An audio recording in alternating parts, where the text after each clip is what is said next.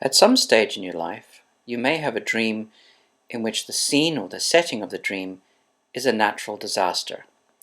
For example, a tsunami or a tidal wave, an earthquake, or a landslide. The first thing that's really important about how we deal with these dreams is to remember that we live in a very media advanced civilization. We are able to see news footage of natural disasters within minutes of when they occur, anywhere on the planet. And often when we go to look at the news in the evening and a natural disaster has occurred, it'll be on all the major news networks. In addition, if we have any feed to our iPhones or our iPads, or we read any media material online, we will probably be exposed to that same report or the same event. This means that an horrific natural disaster, such as the terrible tsunami that occurred in Thailand and in other South Asian countries that killed 250,000 people, is an event that we will see very, very shortly after it begins. If there's any advanced warning of those kind of events, cameramen and news cameras will be in place to film the event as it occurs. In addition to this, with the widespread use of handycams and cell phone cameras, we often get footage of an event from the first-hand perspective, and that footage may be uploaded to a site such as YouTube.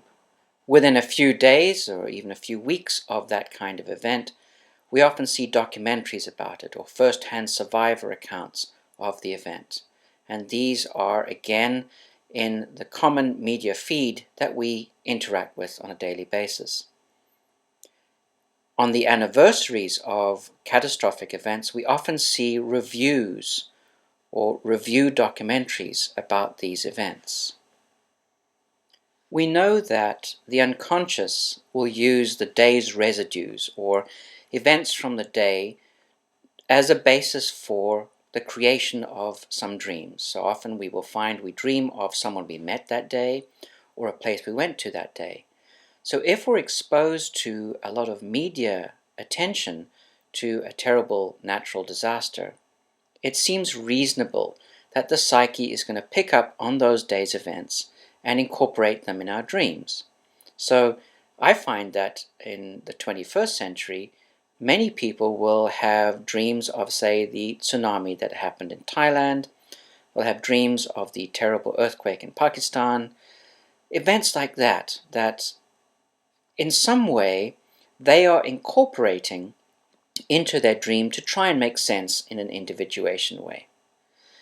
Now, I don't hold with the old school Jungian orthodoxy that a dream of a natural event is a statement from the unconscious that the risk of psychic disintegration is imminent, or to use the classical terms, that the unconscious is going to overwhelm consciousness, indicating the potential for a latent psychosis.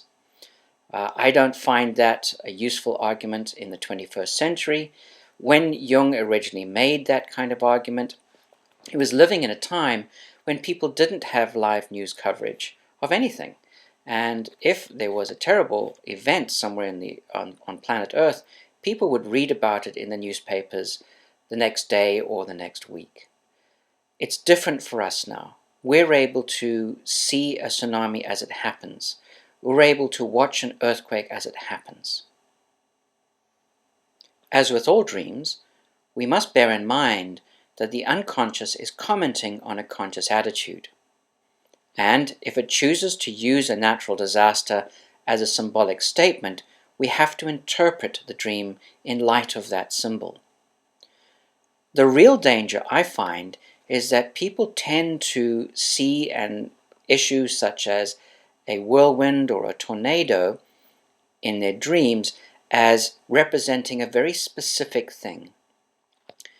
People who do this with their dream symbols, unfortunately, are treating the symbol as a sign. Now remember, a sign is something that has a single fixed meaning, a stop sign, for example, whereas a symbol is pregnant with meaning or has multiple meanings. So if someone dreams of a tornado, we really have to say, what does a tornado mean to that person, that dreamer, as opposed to saying that the tornado equals chaos. This is a very common issue, and I think that it often comes from the fact that we rely too heavily on symbol dictionaries when we're dealing with our dreams. Whenever I give lectures on dreams, I always remind the audience, when someone asks me about a symbol dictionary, that the best symbol dictionary I have ever met in my life is a human being. People know more about their symbols, particularly the symbols in their dreams and in their life, than any symbol dictionary could ever begin to imagine.